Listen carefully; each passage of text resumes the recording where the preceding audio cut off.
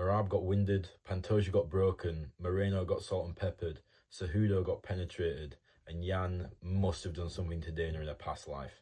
That was UFC 323, and we are going to discuss the fallout of the events, what matchups to make next surrounding the fighters in the main card.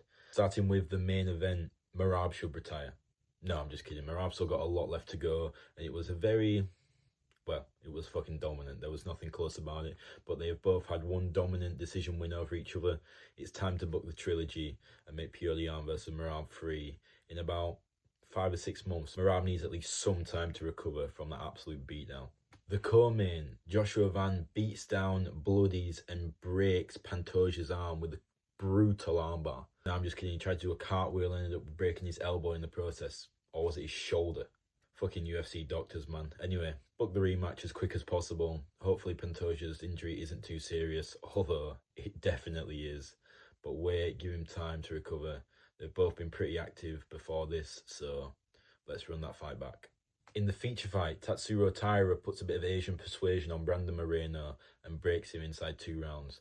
That was poor from Moreno. I don't know where he goes next, but Taira's got to wait. Obviously, they've got to book the rematch between Van and Pantoja. He's definitely next in line for a title. I just don't know when that will be. He might have to sit out a little bit. He could take another #1 contender fight, but there's nothing he needs to do. As for Brandon Moreno, Royval, again, who knows? Fight whoever you want, but that was not the Moreno I know and love. Moving on, Frank Ocean, Peyton Talbot destroys Henry Cejudo across 3 rounds. Absolutely dominant performance. Sad to see Henry retire, but it's definitely time. He just got pieced up by Frank Ocean's boyfriend.